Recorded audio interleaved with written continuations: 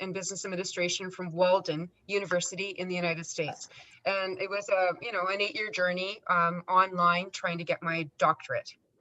So yeah, so I've been based in Thunder Bay for many years and a professor at Lakehead University for the last 11. And I've worked with Shivam for several years in the undergrad program. Wow, that's amazing. That's amazing. Hopefully I'll get to that PhD level one day. Don't give up. It's a tough journey, but don't give up. Yes, that's what everyone's been telling me. I'm sure that's like great advice for everyone to hear, just don't give up, and that's the simplest way to put it. And we'll give them another 2-3 minutes. Again, a lot of people are still coming on. So yeah, 2-3 minutes and we'll get started. Let me start sharing the PowerPoint though. For everyone in the room, can you give me a thumbs up, virtually? Give me a thumbs up if you've gotten all your holiday shopping done so far. I have not, so I'm waiting for the thumb to go down. But give me a thumbs up, or is it a last minute thing? It's the last minute thing. I'm a last minute person. I'm just gonna laugh and cry. Nah, definitely a last minute thing for me. Yeah, stick with it.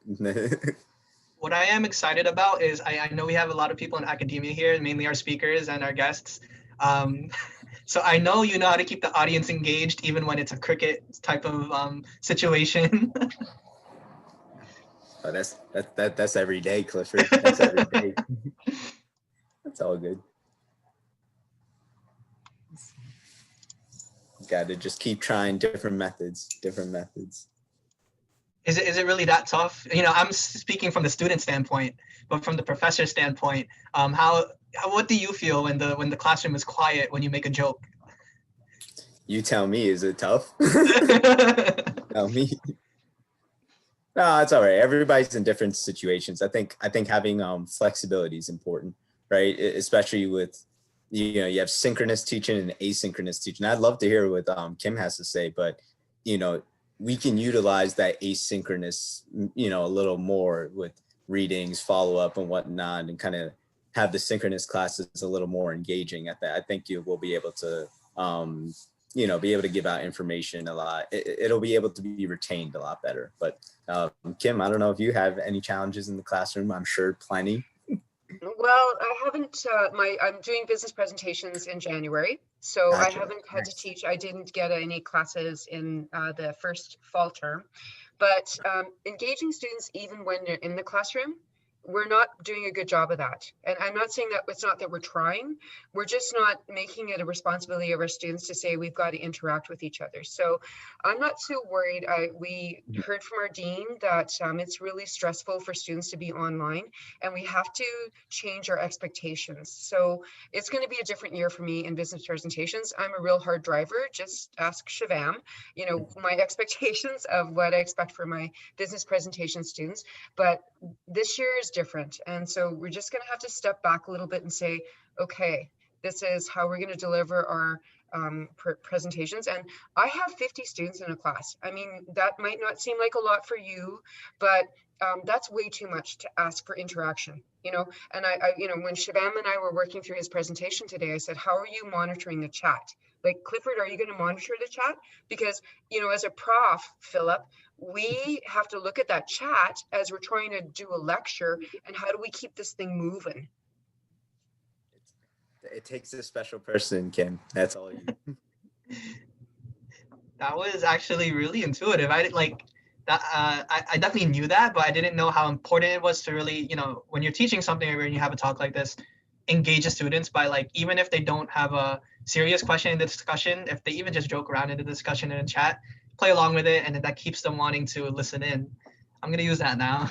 Yeah, I mean the biggest challenge, Clifford, is just basically it's understanding this is a whole different teaching pedagogy. It's a whole different philosophy. So they say, I think the research says, in order to create, so we're doing a webinar right now, right? Like 50 minutes. It takes 80 minutes of prep to create 50 minutes of digestible content. Just, so think about that, 80 hours for just one 50-minute class. And Kim was going to enter the world now of teaching 5 50-minute classes 3 times a week. So it's like you said, it just needs to be rethought, and it's for a special set of people. That's great advice.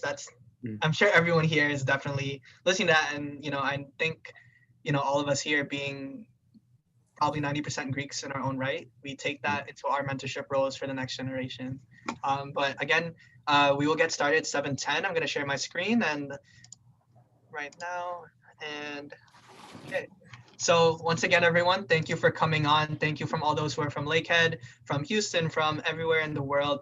This is our Delta Talks, our second conversation with the community. And this one's regarding invest like a king. So in other words, financial literacy. And I know for a lot of individuals, financial literacy comes in different segments. It can talk about insurance, it can talk about stocks, it can talk about even just banking, saving money, and how to really be smart and strategic with your different sets of income.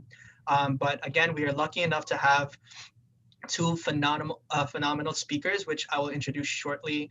Two older brothers of Delta Epsilon Psi, truly the most revered kings of our organization. And let's start financial literacy.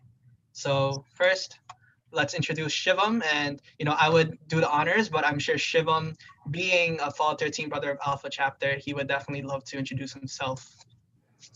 Well, thank you, Clifford. I hope everybody can hear me. Hello, everybody. My name is Shivam Kurania. I'm accounting and a visiting student researcher at Lakehead University in Thunder Bay, Ontario, Canada, and class of 2021. And I crossed Delta Epsilon Psi back in fall 2013, Alpha Gamma class, Alpha Chapter, which is the University of Houston, Texas. So it was a great journey coming all the way from Houston, then moving to India, and now coming back to Lakehead in Canada. So it's been an amazing journey, met amazing people along the way, and I'm grateful. Thank you, Clifford, for introducing me, and thank you, Philip, to being my Delta Talks partner on this. Clifford, could we please go on the next slide?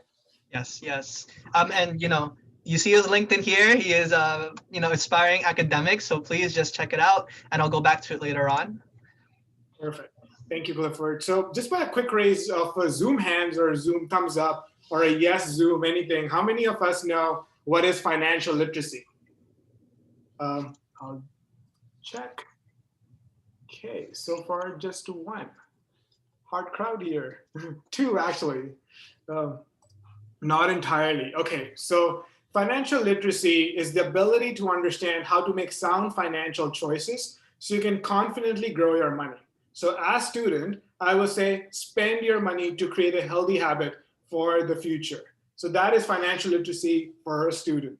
Clifford, could we please go to the next slide? So just by a quick show of hands again, how many of us know who these people are and what do they have in common? Zoom hands, please, if it's possible. Thank you, Philip. Thank you, Professor Kim. Okay. So two people know, which is good. So on my left, that is Mike Tyson, who just recently did his comeback. He's a boxer. And on my right, this Allen Iverson. So what do they have in common? They both declared bankruptcy soon after retirement.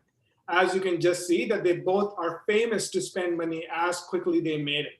Mike Tyson, he was famous to buy exotic pets and famous cars and throw huge parties in his mansion back in Florida and Florida and LA.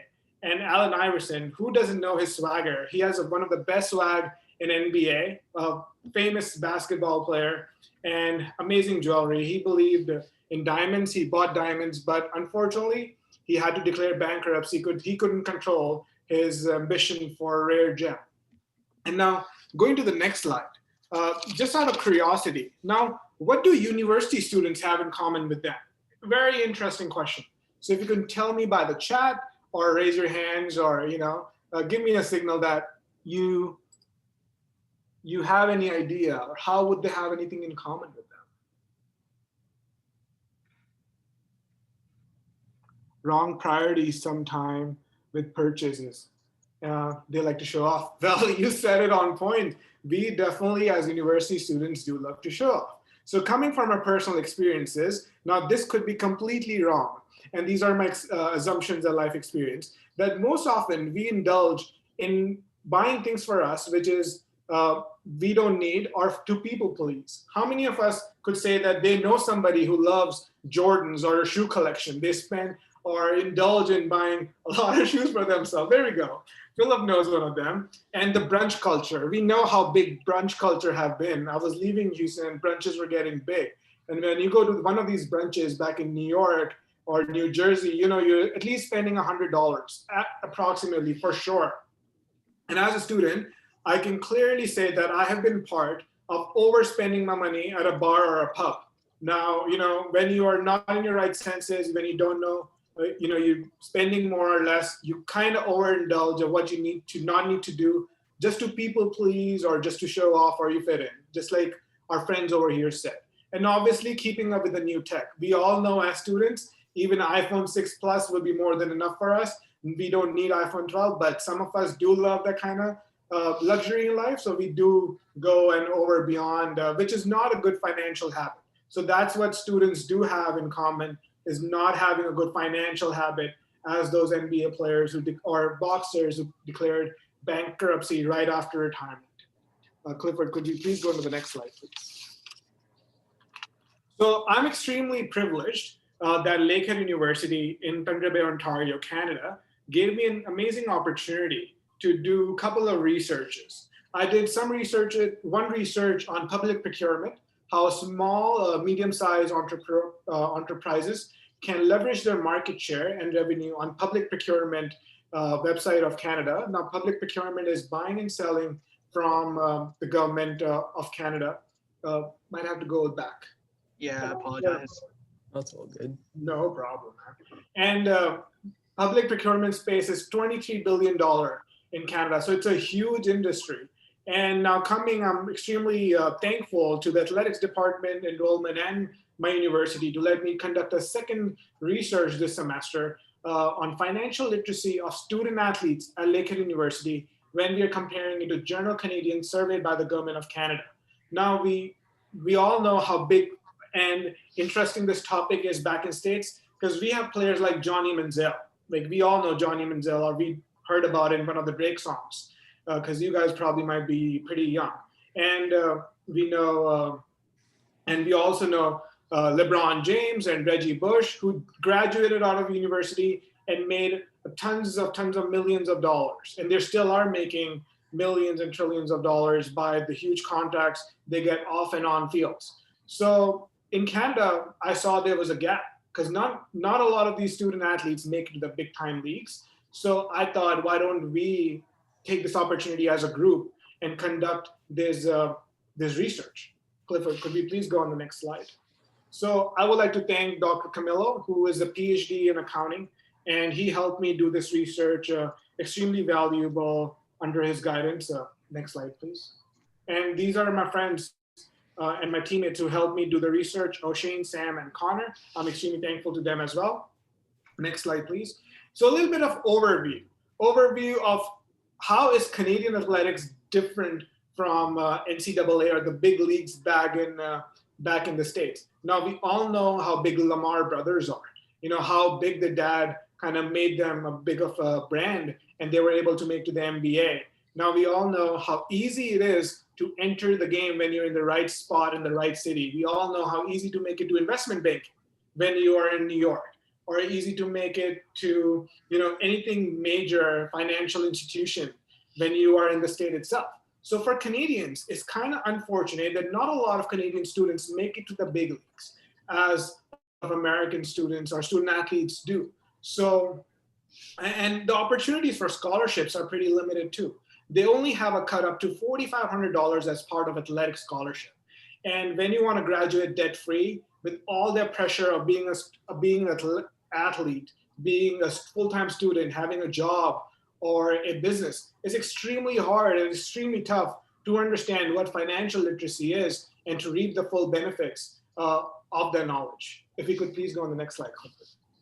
So with my research, I did this conclusion analysis. Red means comparatively poor, green means comparatively good. And LU students, we surveyed them at the athletics department, and due to coronavirus, my research was a bit limited as I was not able to conduct a huge survey and get a huge finding or response back. So that could be a key factor. But what we found that a lot of students, and I can relate it to a lot of students present over here as well, that we don't have a budget. Now that was extremely alarming. We all know how important it is to manage your revenues and your spending. I know Philip will talk about it in the near future, but it's an extremely important tool to have. The second thing we found that was extremely alarming was a credit report. Now, I was surprised that none of the students knew what a credit report was. None of them knew it. 10%, we surveyed 10%, we got response from these students, and none of them knew what a credit report. I was extremely surprised by the result. And then thirdly, we found that students at a young age felt that they were drowning in debt. Now you got to understand, why did we choose general Canadians? We chose general Canadians because that's the future. If the present right now is drowning, feeling that they're drowning in debt, you can just imagine how crucial our future is going to be. So that kind of all ties in and all links in.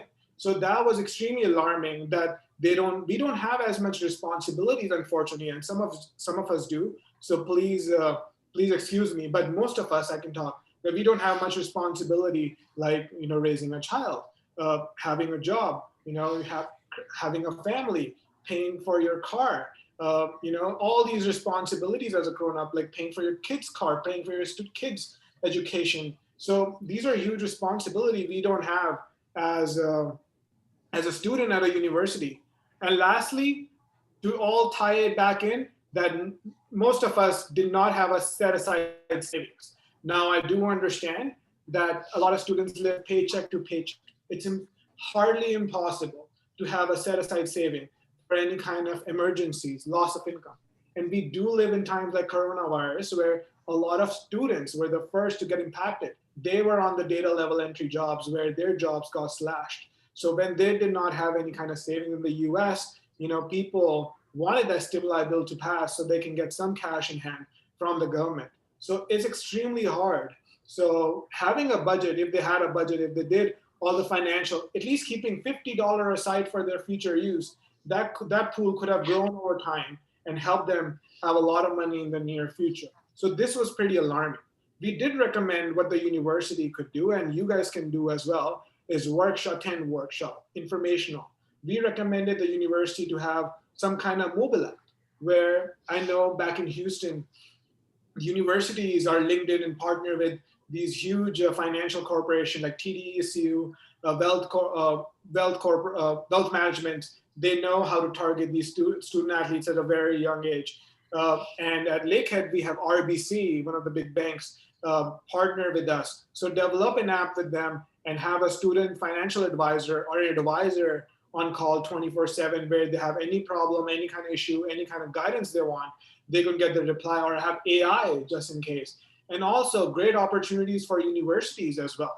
As business students, business leaders, we can understand, we can develop the knowledge of financial literacy. And I tell my brothers this as well, Delta Epsilon Psi, that we can ourselves develop this skill and help others and help people who need financial literacy and go places and educate them, new immigrants, anybody. So this could be a great opportunity at times we live by today. So could we please go to the next slide? Thank you, Clifford. Some of the tools for budgeting we found useful for Mint, Volley, Excel, Pocket Guard. Next slide, please. Now, I do understand that budgeting cannot be done in a single day. It's extremely impossible. It's a hard habit to keep. We have so many distractions in our life as students that it's impossible to calculate every single penny we're getting or where we need to assign.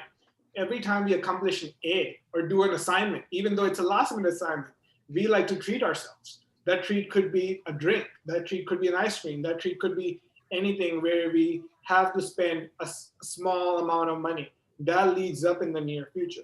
So what I actually like to do is a takeaway for you guys is I have a QR code in front of me. If you have a smartphone, you can open that up, camera, and you can link that QR code and you will get the website on the top.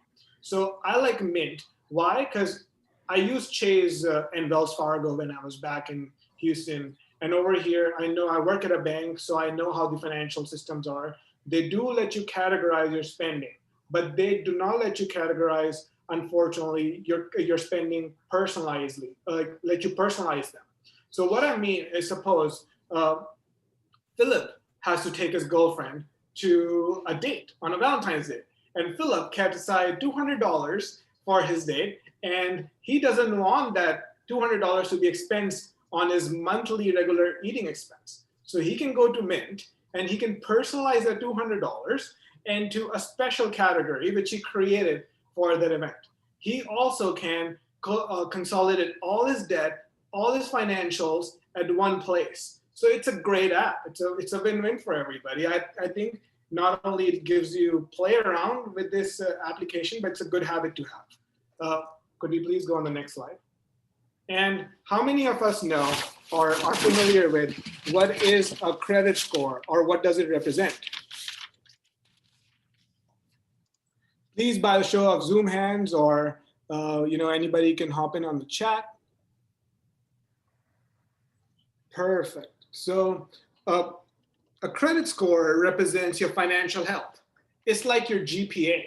The higher it is, the better it is. The better opportunities you're going to get in the near future. Not only opportunities, the better credit products you will be able to unlock in the near future. So it's extremely helpful radar, or just think of a GPA to understand where do you stand today and where do you want to go. It's a goal-seeking game created for us in North America to be more financially literate and be more responsible.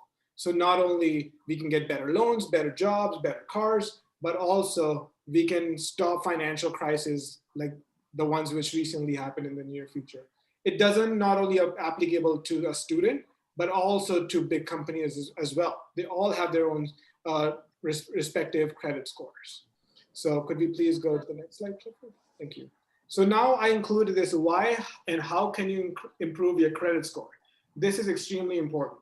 So you can, if you think you have a low credit score, you can ask one of your parents, or you can ask your partner, your uncle, aunt, anybody at your arm's length to come and be an authorized user, a co-signer on your account.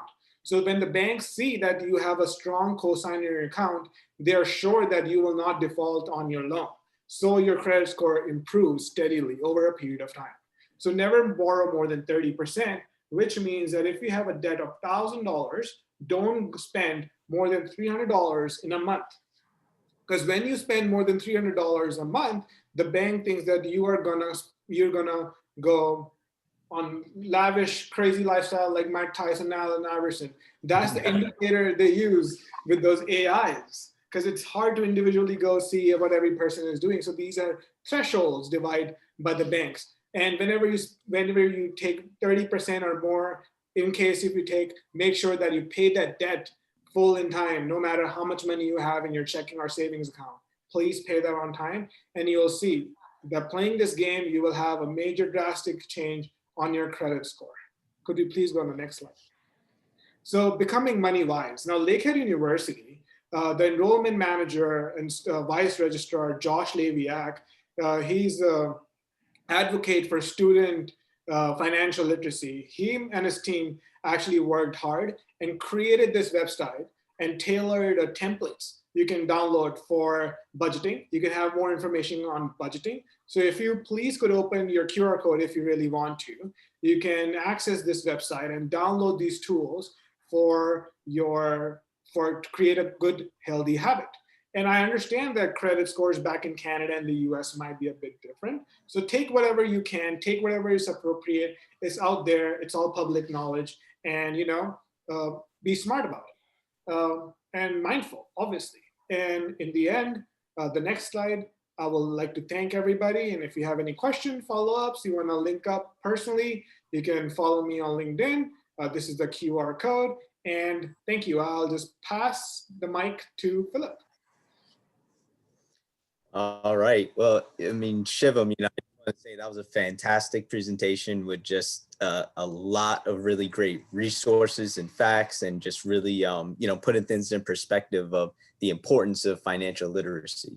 I also, first off, I want to thank the Alpha Theta chapter of Delta Epsilon Psi for having us and just being honestly for all the work that you do. Just, you know, you guys have always been the leaders of our entire national fraternity. You guys have always put the people first, and you guys have always stood out. So, you know, just keep up the good work.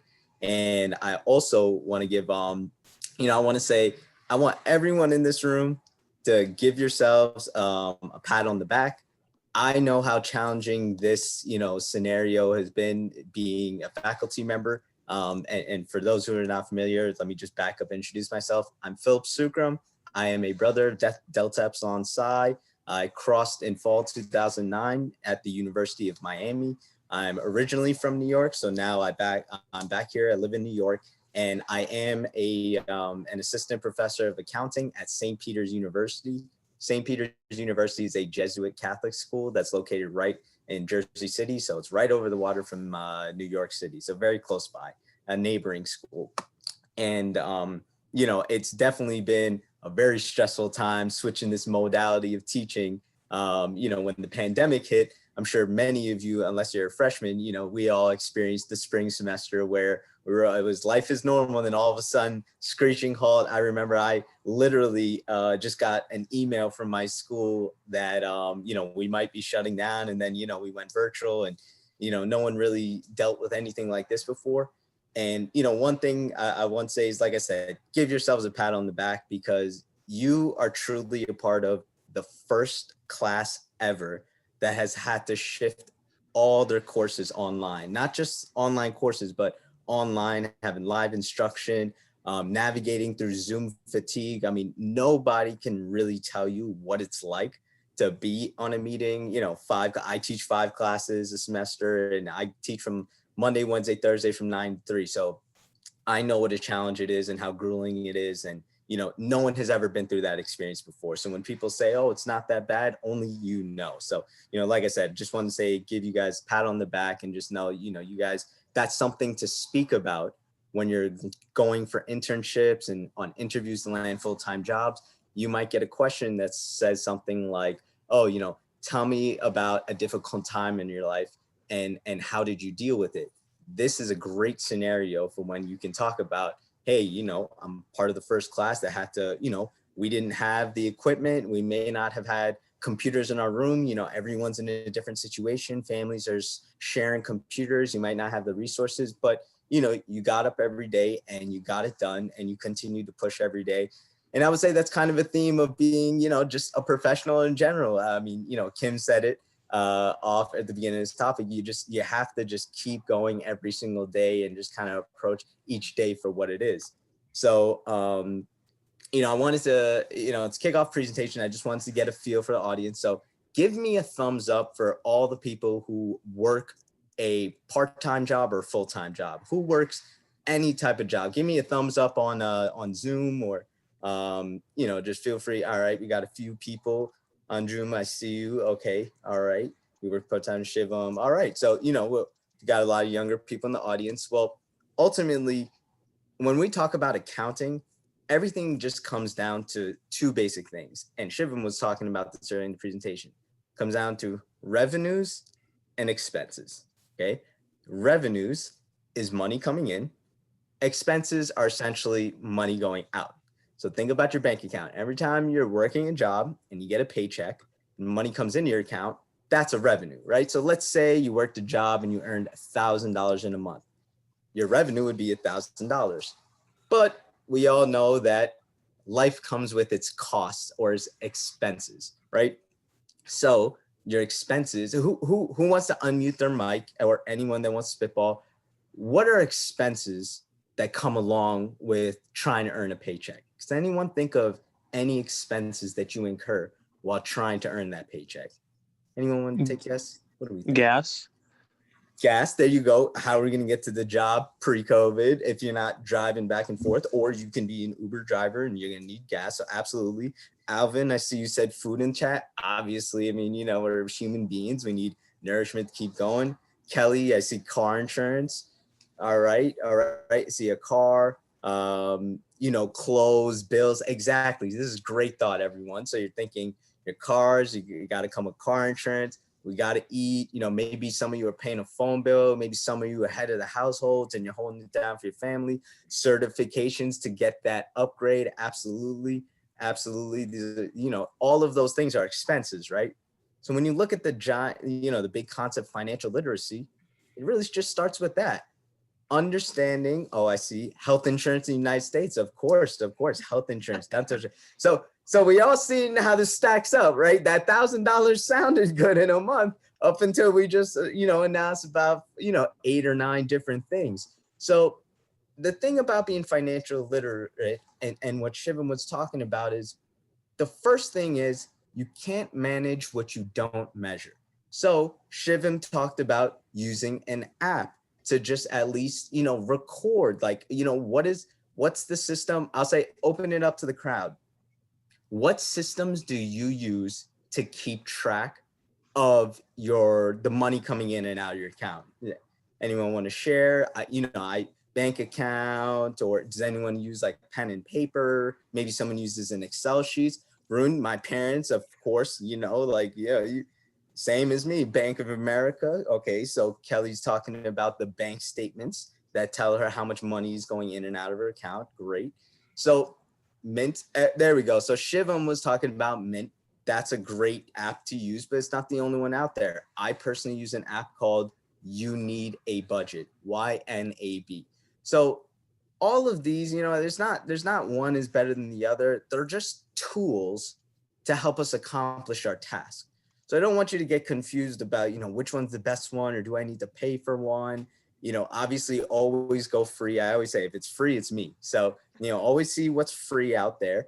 But until you get the hang of it and you feel that the benefits outweigh the cost or the value's worth it, then maybe you want to invest, pay a few dollars for an app. But like I said, the first thing you want to do is just use, the resources around you and try to see how you can track the money that's coming in and out of your account.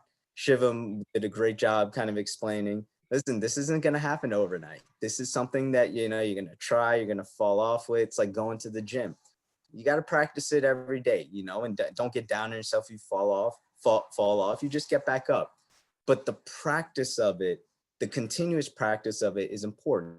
I would advise on a weekly basis, if possible, keep track. Just take a notebook, do it old school, and write the dates that the money comes in your account, and write down what your expenses are and plug them into dates. That will start to give you a picture and understanding of, okay, I want to plan for future big expenses or whatnot.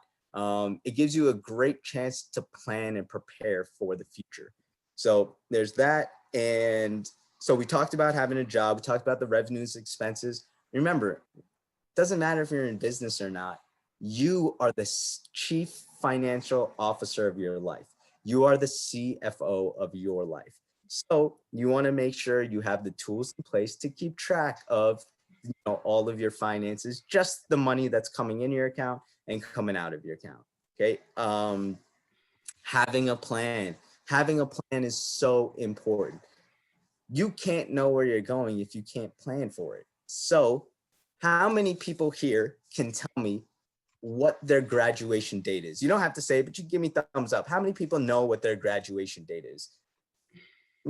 Tell me in the chat or give me a thumbs up. Okay, so Clifford, I see you. All right, we got a few people. All right, nice. So all right, we got this month. Well, congratulations on your completion of your degree. That's a great accomplishment. And think about it. From the moment that you stepped on campus and you started your undergrad program, you had an expected graduation date.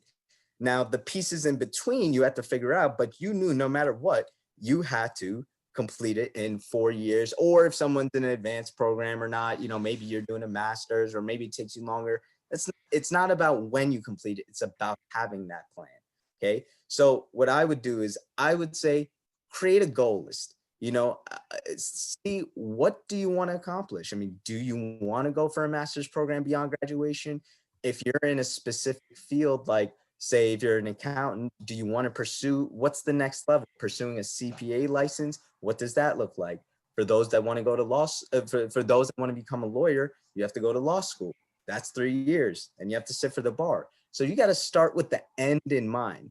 You don't have to have the answer, but you have to constantly try to search. For those that are in med programs, you want to get into med school? Okay, well, before you get into med school, you got to take the MCAT. Got to work backwards. So start with the end in mind and work backwards to figure out what you need to get there, because then that will give you a realistic timeline.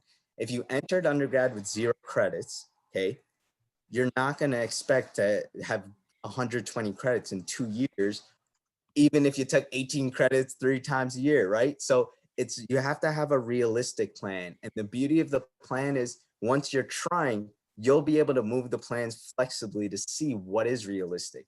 Everybody obviously wants to rush to graduation, but there's a lot of value in being in the university. There's a lot of value of being in a university, and there's a lot of knowledge to learn. Now we have, okay, so one of our audience members said tuition is outrageously expensive in the United States. Budgeting may be unrealistic when you're trying to make rent, pay for books, and buy for food. What is your advice to the students? Excellent question. Tuition is absolutely a huge price tag, but we have to think about what are the statistics with people who do complete a college degree compared to those who don't. Now, the career earnings for someone with a 4-year degree compared to someone that hasn't it's night and day. So there's already stats out there that it is in your benefit, no matter what, to pursue and have a college degree. But when we think of tuition, the issue is that everyone thinks we're just paying for the class itself. And I'm going to tell you something. What was it? A colleague of mine, Professor Ray Buckus, he's a professor of leadership at St. Peter's University. He told me something a year ago, blew my mind.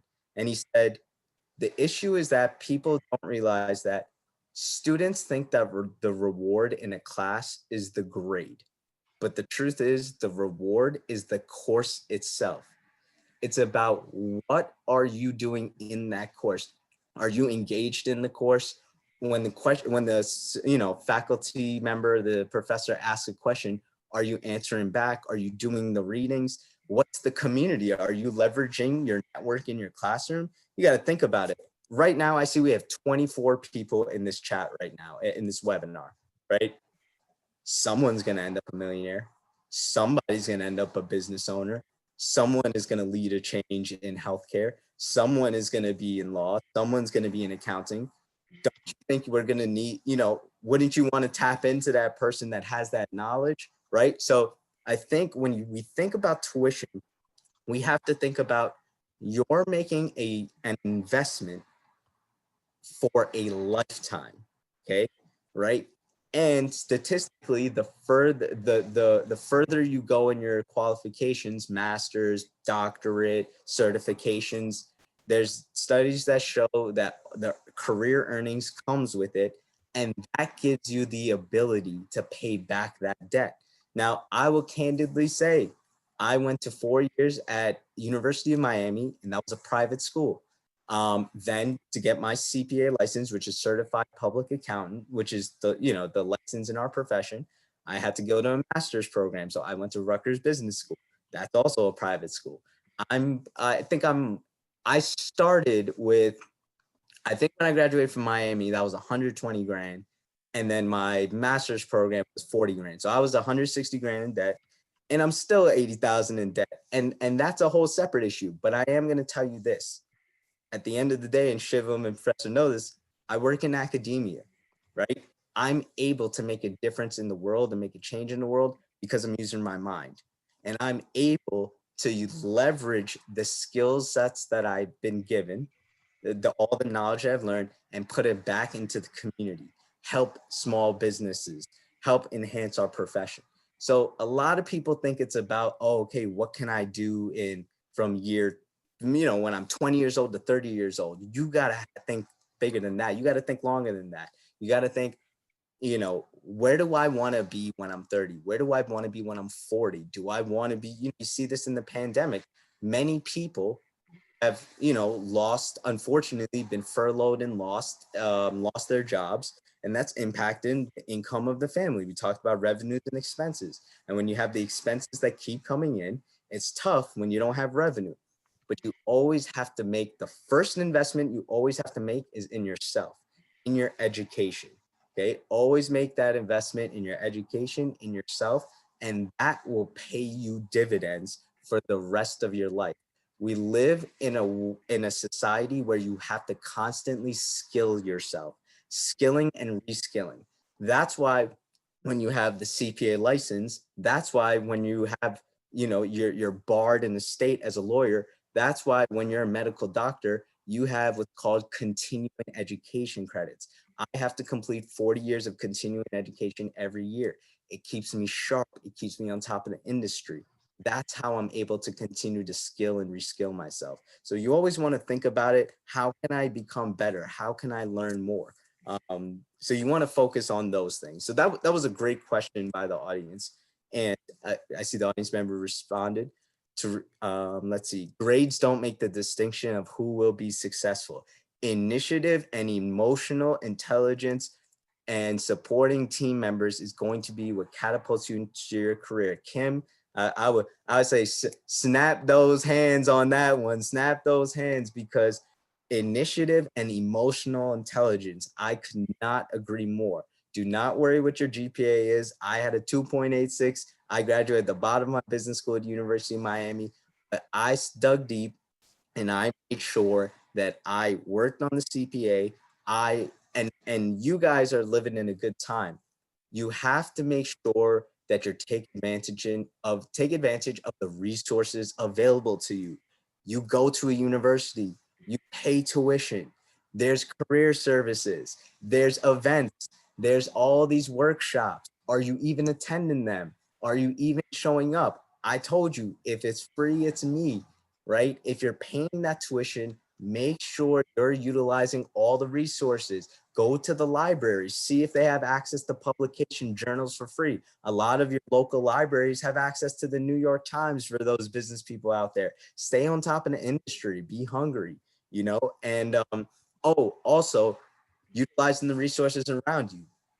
Clifford utilized, and Alpha Theta utilized the resources around them, which is their alumni network. When you pledge in a fraternity or sorority, you do it for one semester, hopefully, or 2 semesters. I mean, I don't want to unveil too much about secret society, like Kim said. No, I'm just kidding. But you do it for one semester, you should be getting a lifetime benefit. This is a brotherhood and a sisterhood for a lifetime. So you ultimately will just, you'll be able to, like I said, leverage those resources around you. Now, I just want to, Clifford, thank you for showing the slides. This is that income statement on the right-hand side. Shivam, thank you so much for, putting that together. That's a great way. That income statement is your income statement. Just like Apple has an income statement, just like Google has one, just like Netflix has one, you have an income statement and you are the CFO of your life. Okay, so I just wanted to leave you with a couple of those, just like little tidbits of what you can do. And, this is great. This is something for you to think about. Absolutely. I just, the last thing I want to leave you guys with is work on your executive presence. Now, how can you do that? The first step, create a LinkedIn profile and request, connect with myself and Shivam. And, if Kim would like to drop her LinkedIn profile, she's more than welcome to, no pressure, but connect with us. LinkedIn, for those who are not familiar, actually, can I get a thumbs up of who has a LinkedIn profile right now? Give me a thumbs up. CJ, I see you. Clifford, Shivam. Okay, Alvin, good. All right. Now, Harid, okay, Manjari, I see you. Oh, we're going deep. All right, Varun, this is a lot of thumbs up, and I like to see that. That's good. Well, this is what utilizing the resources around you help. Clifford said he got the thumbs up, and if you guys know Clifford, if you need help in your LinkedIn profile setup, reach out to someone in another organization. DSI requires a LinkedIn. That's fantastic. A misconception of LinkedIn, and just to let people know, LinkedIn is basically a social media platform, but for professionals. Every company, when they want to hire someone, whether it's a hospital or it's a business, they have a human resource department do it, HR. HR is looking at your LinkedIn. And if they see that your LinkedIn doesn't exist, they won't believe that you're committed or invested enough in your own professional development to even do something that takes 5 minutes to do. If you have an Instagram account, if you have a Facebook, if you have a TikTok, you got to have a LinkedIn and connect with us so you can see what our profile looks like and just mirror it. Tailor it to what works for you. Throw all your experiences on there, your volunteerism. Those are important things because I'll tell you, when I'm hiring and I'm looking for talent, that's the first place I'm looking. Because odds are, if you got your LinkedIn profile updated, you're someone that's probably doing a lot of extracurriculars. Throw your fraternity, throw your sorority on there, throw your involvement in student organizations, student club, throw all that on there. So make sure you work on your executive presence. So, before I wrap up, I just wanted to share, I was really I was really happy to get on a phone call with Shivam. And, I was really happy that Clifford reached out and, I couldn't pass up this opportunity. And it made me go in my time capsule. Now I'm home in Long Island, so I got, the old school stuff, but this is a Delta Epsilon Psi Sugar Spike Off 2010 shirt. Now, for many of you who may not be familiar, Delta Epsilon Psi hosts a philanthropic event, a signature service event. University of Miami invented, the brothers at the University of Miami, the founders, started our first ever Sugar Spike Off volleyball competition. Proceeds go to JDRF, which is our our philanthropic partner. And I'll never forget this day. Like I can remember, this is how old school I am. All of our photos are on Facebook, but I can remember that moment. And honestly, that ability to just get together and collaborate with to put on an event like that in undergrad was just, it was one of the greatest experience. And it's a volleyball match. It was outdoors. It poured outside. I don't even know how we got the music going with the electricity, which made us shift to dodgeball indoors. But being in a fraternity and being in a sorority, and for those in the audience who are, even if you're not in one, finding your community is important. You are who your circle is. And also for those who are in Sig Sig Row, I pulled up a, Sig Sig Row usually has, or I'm not sure if they still have it, but this is a shirt from Distinguished Weekend from the South Florida Colony 2011. And this was their second annual kickball tournament. And, what's really special about this is that at that time, Sig Sig Row was, I don't even know if they were at Nova University in Florida or not. I don't think they were recognized, or they used to be and they weren't, but they weren't really in Florida. So it was cool that I went to this event and met these sisters, because now, we have Sig Sig Row at NYT, we have Sig Sig Row a lot of places. And it's like pretty dope that I didn't know if I would ever see sisters or ever meet them being, undergrad in Florida, but that was kind of a special moment. And that was definitely cool that they put something like that together. So ultimately, I just wanted to leave you with a few gems and just about financial literacy. Hopefully this inspires you to, at the minimum, just create a LinkedIn profile and get a sense for managing, what money is going in and out of your account. And remember, you can't manage what you don't measure. So this is a great time to start. And, just signing off, I just wanted to honestly just wish everyone a happy holiday. I hope you take this time to reflect and, spend time with your families. And, this is to a good 2021, so, the future is looking bright. So, thank you everyone for having me, and, drive home safe. All right, Chris. Oh, Shivam, I think Clifford, you muted. Well, Philip, I gotta say that was the best freestyle I've ever seen. Bars. My bad, but yes, again, best freestyle. But again, I just want to, open up for like the next 5 minutes. If anyone in the audience has a discussion question, please, you have great resources here. You have their LinkedIns. I'm sure they'll want to drop it in the chat again. But I think the question that a lot of us do want to ask is, when you talk about multiple streams of income, and let me just be the first one to bring it up or ask a question. What are different ways to gain multiple streams of income as a college student?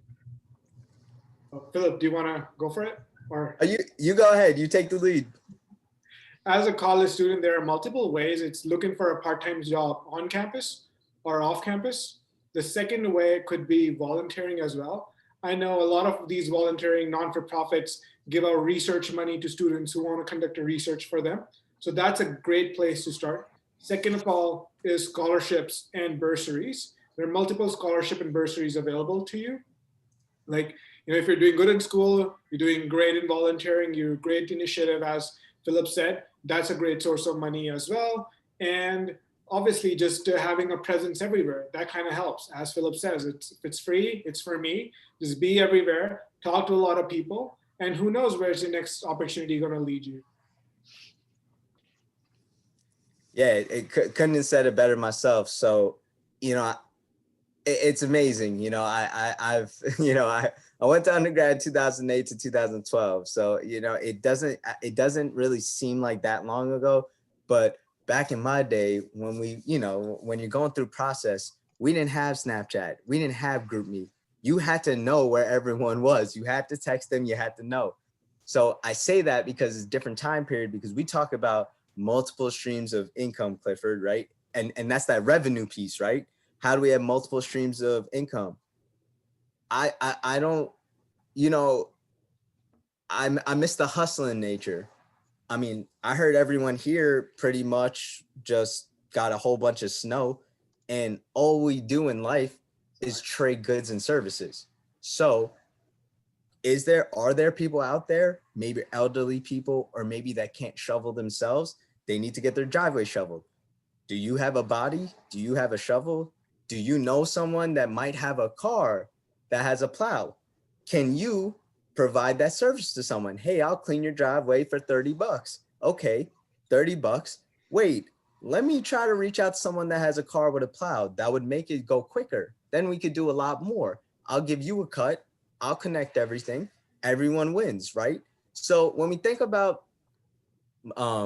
multiple streams of income, I challenge you to think of what are the issues that people are facing, just in general, in your field, in your household, in your culture. What are the challenges that they face? Because odds are, if you can provide a skill set to them or alleviate their struggles, you can get compensated for that. And also, Shivam, we talked about getting a little better at managing your own finances. Could anyone here sign up for Mint, sign up for youneedabudget.com or something, figure out how that works, and then just say, hey, I can now do your bookkeeping services. You pay me, give me the receipts, I could do that for you.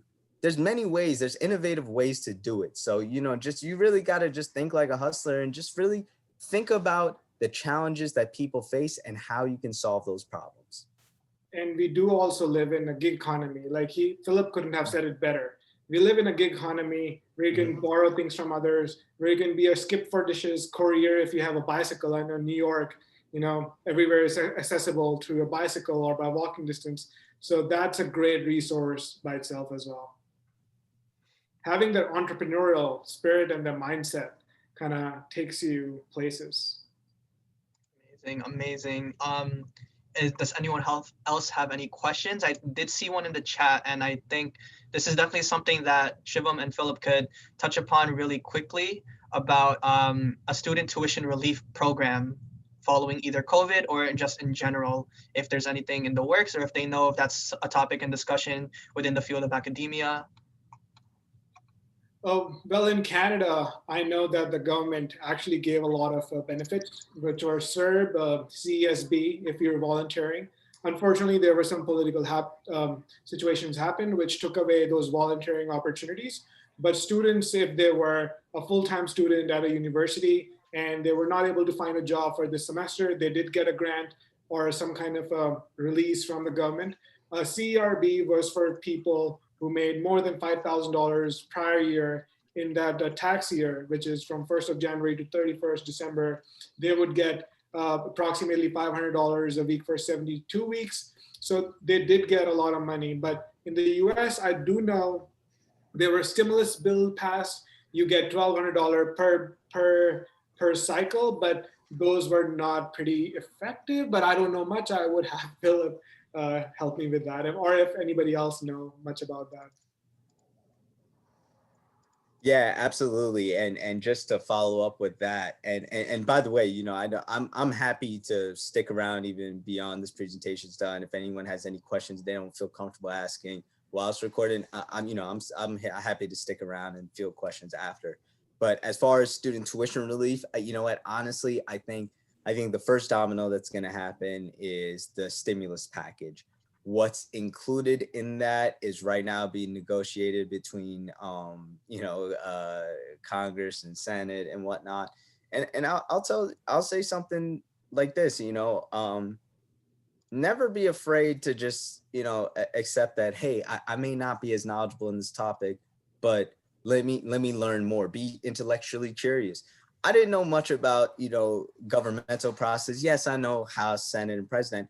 But I would say this election has definitely opened up my eyes, and I'm able to literally, instead of reading 0 articles on CNN or a different journal to get different perspectives, I read 1 in a day, right? Like I'll say this, to compare it to, and I hate to, make this for those who only watch sports, but there was a time and day when we didn't know anybody in sports, and then a lot of people my age, now we know ESPN.com and we know all the stories and we know everything, right? About every sport and what's going on. It's the same thing with the news. It's the same thing. It's something you practice and you learn over time. It's okay to not be the expert, but pick up, log on to CNN every once in a while, once every couple of days, just see what's happening. See what's going on in the politics, because once you get the baseline of what's going on, then you can trace the stories to, oh, I remember this happened last week. Okay, but that's how this dictates. Having that thirst for reading, whether it's books or journals or magazines or news, it's just that habit makes you stronger. It makes you a stronger candidate in the field, any field that you're in. So as far as the student relief, I think right now it's just Congress and Senate going back and forth, and we're going to see what comes of it. And I think when President-elect Biden takes office, I think we'll right now they're having conversations with higher education to see what relief can happen. So, remains to be seen, but, we're hopeful, and we're going to continue to grind every day and, work for a better tomorrow. That's how it should be, right? Grind and be hopeful. And I think Alvin, and forgive me for mentioning this, but I know back in the 2010s, there was no Robinhood. There was no seamless way for college students to invest, unlike now. No Uber. Sorry to call you out, Philip. There was no Uber. There was no Uber. You had to call. If you at the University of Miami, Thursday night was Grove night. So if you wanted to go to the bar, you had to call 444-4444 or 777-777. If you ever run into anyone from that time period, just drop that line. They're going to know what you're talking about. Oh man, I wish I just knew what that was, or what that was like. That you had to call the cab. That was the cab's number. I mean, we're an Uber generation, but Alvin is asking, with apps like Robinhood, what are good ways to see what companies and to invest in? Is it the news? Personally, I work in politics, so I kind of see what's going on in the world, how it affects the domestic economy and foreign economies and the trade markets. But being academics in the field, what would you say is the best way to choose what companies to invest in? I think Philip did cover a very strong point out there. It's financial literacy is not only knowing, answer to every question, but it's also being curious about what's happening around you. So, curious in the sense is keeping up to date, exactly what's going on, and doing your own research, being your own CFO, in short, because things change so fast. And especially you guys live in New York, you see the difference every second can make. It's easy. So best companies to invest in, it's very hard to say. Unfortunately, I'm not personally licensed. I cannot talk about that. But I do know if you Google Bloomberg or Wall Street Journal, and you keep up to date and listen to a lot of podcasts and follow leaders like Warren Buffett, billionaire hedge fund investors, like any one of those, they can get you great advice, and definitely your banking advisors for sure. Yeah, no, absolutely. That was great advice. I it seems like I posted the same thing twice, but it's the first great source is financial statements. Now, I teach at St. Peter's University. We teach we have a call called Principles of Accounting 1. And that, each school calls it different, but Intro to Accounting. I would honestly say for everyone that's on this webinar, I know you have to take electives and you're always trying to figure out which one's the easiest and stuff. Take Accounting 101. If there's anything that you need to know, all you need to know is take Accounting 1, learn the accounting equation. It talks about revenues and expenses. They talk about assets equals liability plus equity, and understand what financial statements are. So learn what revenues and expenses are and read the financial statements. Because remember, we talked about income statement. Once you have that basis of knowledge, you can apply that to anything. And another tip that I would give is when you say what companies are good to invest in, you have to take a step back and think, what makes a company good? Oh, well, literally, what makes it good? Revenues minus expenses equals net income. When a company is gaining a lot of net income, if you keep gaining, your bank account keeps getting bigger, that's the first step. 2, how do you gain, how do you have healthy or high net income? Pandemic hit. We were in a global pandemic crisis. What did people want to buy on the shelves? What did they want to buy? Hand sanitizer. When you get sick, you want to buy hand sanitizer. If you're buying 1 million or 1 billion of those, that's how these companies like Clorox end up doing very well. So it's not just the financial literacy, it's critical thinking. Think about it. Restaurants are shutting down. Why? Because their expenses, they're paying for rent. Nobody's going to the restaurants. So the rent costs this much, this many people are coming in, and this is the revenues of the restaurant. That's why all these restaurants are closing. Same thing with every business. So recommend take an intro to accounting course at NYIT. Great. I took that. I'm a business major. Again, definitely great advice. And we do have another question. And again, if you do have any more, just put them in the chat while we have the next 5 minutes or less than 5 minutes to speak with them. But Philip and Shivam, again, I don't know if you know what TikTok is. Damn. Yeah. But Rund is asking, all these TikTok stars who are quote unquote financial specialists talking about stocks and what stocks invest in. Would you believe them if you saw them post on TikTok about what stocks to invest in? I would say information asymmetry. When you're learning accounting, you do learn about information asymmetry and adverse effects about these improper sources that you select, and research as well. Sources do matter. I know politics, sources do matter. So end of the day, information can come from anywhere. It could be TikTok. It could be the second latest TikTok, which comes on tomorrow. It could be anything. It's trusting who you know, what they know, and if they have a back history of giving trusted and valuable information or not. So it all comes to sources. Unfortunately, we live in time where there's so much fake news that it's impossible to trust anybody. So it's upon your professional judgment, end of the day, to trust whatever you want to judge. Amazing. And then again, Alvin, again is asking, is it valuable as a doctor or a student going to med school? And I think we do have other students who are in the engineering fields and medical fields. Is it valuable to get an MBA with their graduate program or their graduate program? Is it valuable to get an MBA with that? Well, it's up to you. End of the day, it's your understanding of how further you want to advance yourself. No course, no education ever goes to waste. It's what you get and what you take out of those courses. So end of the day, I would say, if you want to do your MBA, go do it. If you want to do another degree in something else, definitely go do it. But it's the opportunity cost. Keep in mind that you're investing so much money yourself. What can you get in the end? And what all is it for you or it's for not? So definitely question yourself and keep questioning yourself and be your biggest critic. Not your biggest, but do question yourself. Okay, great. And I don't know if Philip has something to comment before we start closing up. Yeah, absolutely. I mean, I think there's just and Kim is Professor Kim is dropping like great knowledge in the chat. And honestly, I just think the value of the MBA, remember, like I said, what are you doing to skill yourself?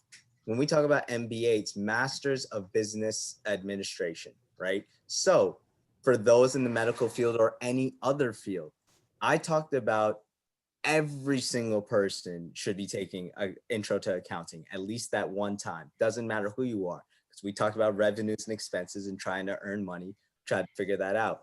It's relevant to every single field, because if you're not financially literate, you will not understand the financial implications of your decision, because ultimately businesses need to make money so they can keep the lights on, literally electricity bill. But the value of an MBA is you will get out what you put in. If you are hungry for knowledge, if you're not afraid to basically, sometimes people come in with, oh, I'm this good in this field, so I should be good in everything else. That's kind of a disrespect to people who really work on their craft, right? So if you are in the medical field, and let's say you are a doctor, when you get to the MBA program, at the MBA program, start from scratch. You need to start the basics. You need to have a solid foundation, because if you don't have a solid business foundation, little bit of management, little bit of accounting, a little bit of finance, a little bit of economics, that's what an MBA program will do for you. Clifford said he has a business degree, a degree in he was a business major, so he took these classes. If you've never took any of these classes, they're very beneficial to you, and that helps build your foundation. If you don't have a strong foundation, like in a house, it's going to come crumbling down. So I think there's tremendous value. And remember, what I said is you're investing in the returns for a lifetime. So, and once you have it once, you have it for life. So Definitely great advice. And I think we have one last question. I think this is probably one of the more important questions. So as both of you may know, and anyone who is in the field of business and academia for it, we're in a new generation in which there are new female leaders in predominantly previously male-led roles, such as doctors and medicine, and even the business world. So the question is by Samaya from Delta Phi Omega UConn. What do you think are some strategies that can help women achieve a more prominent role in the business world, especially since it's truly at times male-dominated? Well, that is very true. It is very male dominated, unfortunately. But I believe women have a stronger emotional intelligence, as per a study or research done in the past, than men. So women do and are better leaders than men for sure. But we live in a time where it's all about quality, and I see that things are changing as we go forward. There are more female representative and a woman empowerment in the Senate of the United States and Canada and worldwide, everywhere. Back in India as well, we see a growth in female leaders across everywhere. So there's no strategy what we can do right now, but we as a generation are extremely lucky that we believe in equality and we see those gaps and we want to work towards them. So that would be my piece on it. yeah, and I'm actually typing in. That's why I just wanted to hit enter. Yeah, it couldn't just to add on to that, and that was a great way to put it, Shivam. Allyship and mentorship. I've written an article, and it's cited the AICPA, the American Institute of CPAs, and they have a study of the supply and demand of accountants for the future. And it gives you statistics on how becoming a partner in a public CPA firm is, I think, like over 90% of partners who are the ownership of the company. Over 90% is white males, something like that. So when we think about advocating for women, we're thinking about it's a form of diversity and inclusion.